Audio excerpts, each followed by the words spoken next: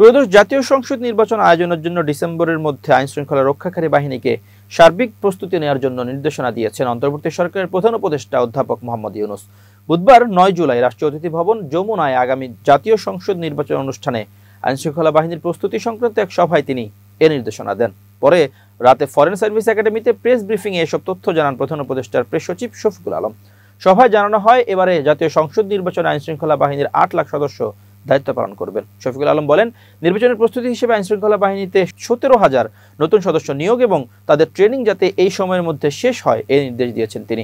নির্বাচনকে কেন্দ্র করে পরিস্থিতির অবনতির পায়তারা করলে আইনশৃঙ্খলা বাহিনী যাতে কঠোরভাবে আইন প্রয়োগ করে এ নির্দেশও দেওয়া হয়েছে। তিনি জানান, সভায় একই সাথে প্রত্যেকটি ভোট কেন্দ্রে যেন সিসিটিভির আওতাভুক্ত থাকে তা নিশ্চিত করার নির্দেশও দেন প্রধান উপদেষ্টা। তিনি আরও জানান, নির্বাচনের সময় 18 থেকে 32 বছর বয়সী ভোটারদের আলাদা বুথ রাখা যায় কিনা সেই বিষয় নিয়েও আলোচনা হয়েছে। উল্লেখ্য, গত বছরের 5 আগস্ট ছাত্র জনতার অভ্যুত্থানে ফ্যাসিস্ট আওয়ামী সরকারের পতনের পর 8 আগস্ট দায়িত্ব নেয় অধ্যাপক ডক্টর মোহাম্মদ ইউনূসের নেতৃত্বাধীন অন্তর্বর্তী সরকার।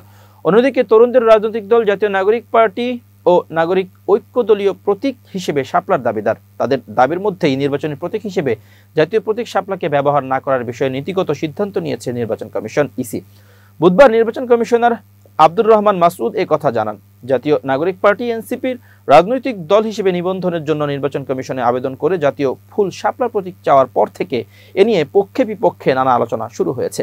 যদিও এর বাইরে কলম ও মোবাইল ফোনকে বিকল্প হিসেবে রেখেছে তারা, কিন্তু দলটির মূল আগ্রহ শাপলার প্রতীকেই। দেশের জাতীয় প্রতীকে শাপলা থাকায় কোনো রাজনৈতিক দলের জন্য নির্বাচনী প্রতীক হিসেবে তা বরাদ্দ নিয়ে বিতর্কের মধ্যে এ সিদ্ধান্ত নিল এএমএম নাসির উদ্দিন কমিশন।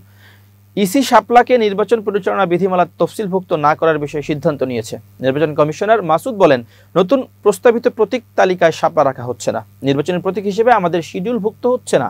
আমরা সিদ্ধান্ত নিয়েছি ত্রয়োদশ জাতীয় সংসদ নির্বাচনকে সামনে রেখে এবার আগের 69টি থেকে বাড়িয়ে অন্তত 115টি প্রতীক দল ও স্বতন্ত্র প্রার্থীর জন্য বরাদ্দ করার কথা ভাবছে ইসি। এর লক্ষ্যে নির্বাচন পরিচালনা বিধিমালার প্রতীক তালিকার তফসিল সংশোধন করে ভোটিংয়ের জন্য আইন মন্ত্রণালয়ে পাঠানো হবে শীঘ্রই। শাপলাকে ভোটের মার্কা করার বিষয়ে নির্বাচন কমিশনার মাসুদ বলেন, জাতীয় প্রতীক শাপলা ও জাতীয় পতাকার বিষয়ে সুস্পষ্ট আইনে বলা রয়েছে। সংবিধানে জাতীয় প্রতীক ও জাতীয় পতাকার কথা বলা হয়েছে। এ দুটোর মর্যাদা অক্ষুণ্ণ রাখার জন্য আইন করা হয়েছে, একটা বিধিমালা করা হয়েছে। কোনো ব্যাপারে জাতীয় ফুল, জাতীয় পাখির ব্যাপারে সুনির্দিষ্ট নেই। প্রস্তাবিত নতুন প্রতীক তালিকার বিষয়টি আইন মন্ত্রণালয়ে পাঠানোর কথা তুলে ধরে তিনি বলেন, আমরা সিদ্ধান্ত নিয়ে ফেলেছি শাপলা প্রতীক তফসিলে থাকবে না। জাতীয় প্রতীকের কারণেই মূলত এ সিদ্ধান্ত।